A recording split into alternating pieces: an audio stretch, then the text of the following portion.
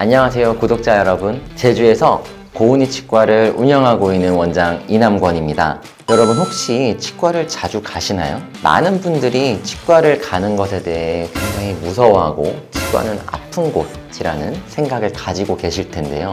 오늘은 치과 공포증은 왜 생기는지 또 어떻게 극복해야 되는지 이야기해보고자 합니다. 공포라는 단어는 괴로운 사태가 다가옴을 얘기할 때나 현실적으로 다가왔을 때 일어나는 불쾌한 감정을 바탕으로 한 정서적 반응으로 사전적으로 정의됩니다. 치과 공포증의 경우 날 아프게 할 것 같은 기구들이 보일 때, 높은 주파수의 기계 소음들이 들릴 때, 특유의 약재 냄새가 날 때, 신경을 콕콕 찌르는 듯한 불쾌한 촉감 등으로 오감으로 다가와 치과 치료에 대한 두려움을 느끼는 증상을 말할 수가 있는데요. 심박수 증가, 땀을 흘리는 등의 경미한 증상을 보이지만 심각한 경우에는 호흡곤란, 공황 발작까지 나타날 수 있습니다. 사실 증상만으로 생각한다면 다른 병에 비해 심각하게 생각되지 않을 수 있습니다. 하지만 이 문제가 중요한 이유는 단순하게 증상만의 문제가 아니라 치과 치료를 기피하게 된다는 점 때문인데요. 치과 치료가 트라우마로 남았을 경우에는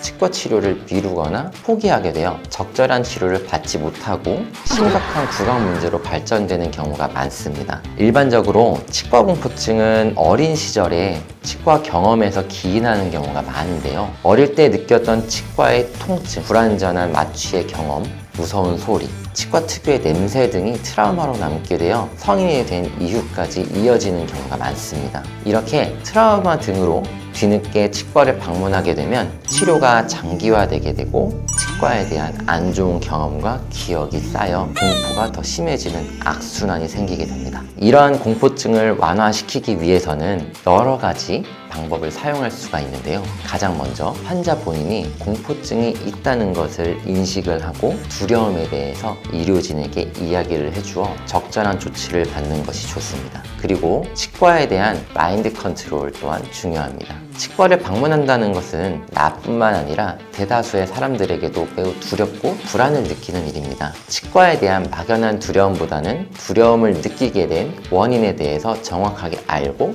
풀어나간다면 치과 치료에 대한 성공적인 해법이 될 수 있습니다. 공포심을 줄이는 방법으로는 여러 가지가 있을 수 있는데요. 우선 통증에 대한 공포를 줄이기 위해 마취 주사 전 표면 도포 마취를 하거나 마취액 가글을 통해 통증을 줄여줄 수 있겠고요. 무통 마취기를 이용한 마취도 도움이 될 수 있습니다. 소리에 대한 공포가 있다면 헤드셋을 이용해 좋아하는 음악 또는 유튜브를 틀어 주의를 분산시키는 방법도 있을 수 있습니다. 그래도 정말 너무 무섭다 하는 경우에는 치과 진정법을 이용할 수가 있습니다. 아산화질소가스, 일명 웃음가스를 이용하여서 불안함을 억제하는 방법이 있을 수 있으며 진정제를 복용 또는 주사로 맞아 수면을 유도한 후에 치료하는 방법도 있습니다. 저희 치과에는 치과공포증 환자분들이 정말 많이 내원하는 편입니다. 저는 환자분들이 공포심을 이겨낼 수 있도록 이야기를 많이 들어보고 진료를 진행하고 있는데요. 그동안 어떤 이유로 치과를 피하게 되었는지 천천히 들어보고 트라우마가 생겼던 치료 시에는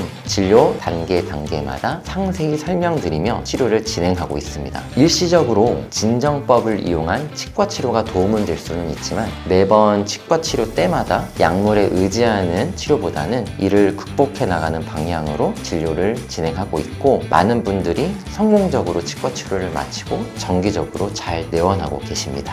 오늘은 치과 공포증이라는 주제로 말씀드렸는데요. 치과 치료가 무섭다고 치료가 늦어지면 치과로 향하는 발걸음은 요원해질 수밖에 없습니다. 치과가 무서워요 보다는 고마워요가 될 수 있기를 바라며 치과에 공포가 있으신 분들이 치과 공포증과 헤어질 결심 해보기를 응원하겠습니다. 지금까지 고은이 치과 원장 이남권이었습니다.